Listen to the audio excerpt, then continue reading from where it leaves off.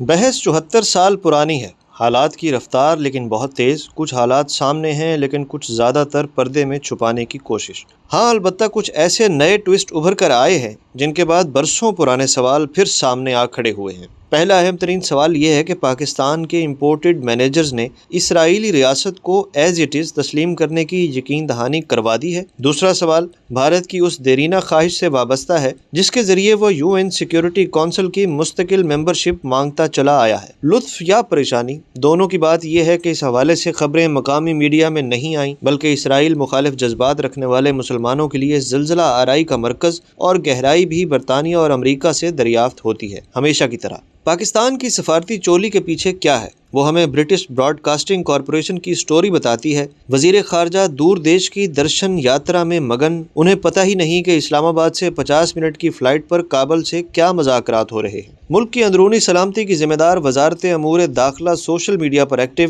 بچوں کو ڈرانے والی ڈائن کا کردار ادا کر رہی ہے۔ اس کا کوئی سیاسی اداکار کابل ڈائیلاگ سے واقف تھا، نہ ہی مذاکرات میں شامل۔ ایسی اہل حکومت اور اس قدر واقفان حال وزیر سائفر کی دین ہے اور مداخلت کی بھی، مگر سازش ہرگز نہیں۔ جس امپورٹڈ کابینہ کو اپنی وزارت کے بارے میں کچھ پتہ نہیں، وہ چلی ہے امریکہ سے سازش تلاش کر کے اس کے پاکستانی سہولت کاروں کو بے نقاب کرنے۔ سسیے بے خبرے، تیرا لٹیا شہر بمبور۔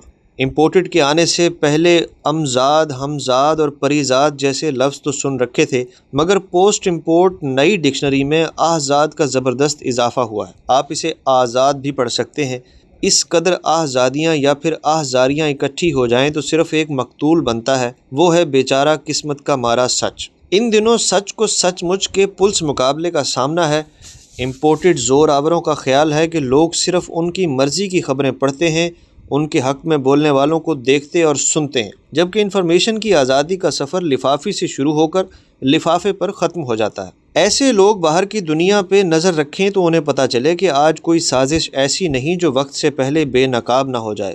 ٹیکنالوجی کے اس طوفان میں بہتا ہوا سائفر کا تنکا پاکستان کی محلاتی سازشوں کے ساحل سے آ ٹکرایا تھا۔ آپ اسے عین اتفاق کہہ سکتے ہیں کہ اسی صفحے پر 14 جون 2021 کو اسلامو فوبیا 2 کے عنوان سے بیرسٹر عبداللہ بابر کا کالم شائع ہوا تھا، جس میں USA سے آنے والے سائفر کے خدوخال نہیں بلکہ اس کی شکل بھی دیکھی جا سکتی ہے۔ وکالت نامے کا سیکنڈ لاسٹ پیراگراف یہ تھا کہ رواں سال چند ہفتے پہلے مسلم ممالک کی تنظیم OIC کا اجلاس ہوا۔ اس اجلاس سے وزیر اعظم عمران خان نے بھی خطاب کیا۔ اس خطاب کے بارے میں نیو یارک کی ایک اخبار میں رپورٹ چھپی جس میں یہودی ماہرین نے پاکستانی وزیر اعظم کے خطاب کو یہ کہہ کر خطرے کی گھنٹی قرار دیا کہ عمران خان مسلم بلاک بنانے کی راہ پر چل پڑے ہیں۔ یہودی ماہرین کے مطابق یہ تو شاید ممکن نہ ہو، تاہم اس تقریر کے خطرناک نتائج برآمد ہو سکتے ہیں۔ پروفیسر ریون ریولین کے مطابق اس شخص کی تقریر کو سنجیدگی سے لیا جا رہا ہے جس کی ماضی میں مثال نہیں ملتی۔ امریکی تھنک ٹینک پاکستان کی نئی قیادت کو مختلف تناظر سے دیکھتے ہیں،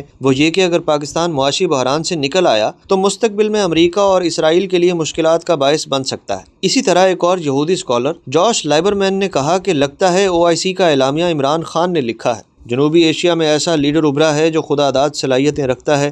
کولمبیا یونیورسٹی میں بھی گزشتہ دنوں ایسے مذاکرے کا اہتمام ہوا جس میں پاکستان کی نئی قیادت پر تبادلہ خیال کیا گیا۔ مذاکرے میں اکثریتی رائے تھی کہ ماضی کے برعکس موجودہ حکومت کے ساتھ معاملات طے کرنے اور اپنی بات منوانے میں مشکل ہوگی۔ اسحاق یاہو کے مطابق اس میں کوئی شک نہیں کہ فلسطین اور کشمیر اہم مسئلے ہیں جنہیں حل کیے بغیر امن کا خواب نہیں دیکھا جا سکتا۔ شکاگو کے روی ابراہیم کے خیالات بھی ایسے ہی تھے، جبکہ Indian American professor Ajay Kumar Sharma کے مطابق بھارت، امریکہ اور اسرائیل کے لیے عمران خان کی تقریر پریشانی کا باعث بنے گی، کیونکہ وہ کبھی نہیں چاہیں گے کہ کوئی جاندار قیادت انہیں للکارے۔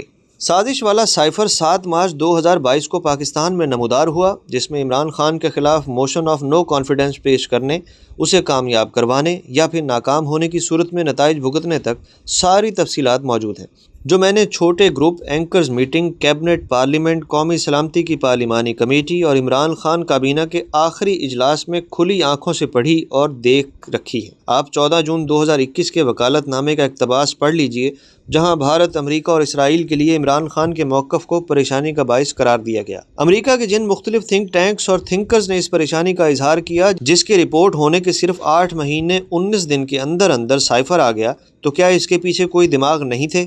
کامن آبجیکٹس اینڈ کنسپریٹرز غیر موجود تھے؟ یہ سوال پاکستان کو 1960 اور 1970 کے عشرے میں درپیش تھے۔ ذرا پھر سے پیچھے دیکھیے، مشرقی پاکستان توڑنے کا باعث بننے والا اگرتلا سازش کیس ریاست نے واپس لے لیا۔ ہمارا موقف یہ ہے کہ سکوت ڈھاکہ کا سانحہ بھارت کی مداخلت کی وجہ سے پیش آیا۔ ساتھ ہی ہم اگر اگرتلا سازش کے کرداروں تاج الدین، مشتاق اخوندکر، شیخ مجیب الرحمان کو غدار، سازشی اور مداخلت کار بھارتی افواج کے سہولت کار قرار دیتے ہیں، اس پرانی اور آج کی تازہ بحث کو ختم کرنے کا ایک ہی طریقہ ہے، دونوں کا دروازہ ایک ہی جگہ کھلتا ہے۔ جسٹس حمود الرحمان کمیشن رپورٹ عام کر دی جائے اور امریکی سائفر کے کرداروں، سرمایہ کاروں، سہولت کاروں اور بینیفیشریز کا تعین کرنے کے لیے سپریم کورٹ کمیشن بنائے، ایک آزاد کمیشن جس کی ساری کارروائی صرف آڈیو ویڈیو نہیں بلکہ پبلک آئی میں ہو، ورنہ پرانی سازش اور مداخلت والی بحث کی طرح نئی سائفر سازش، موشن آف نو کانفیڈنس اور مداخلت والی بحث چلتی رہے گی۔ اسرائیل تسلیم، بھارت UN سیکیورٹی کونسل کا مستقل ممبر، کون دے گا یہ جواب؟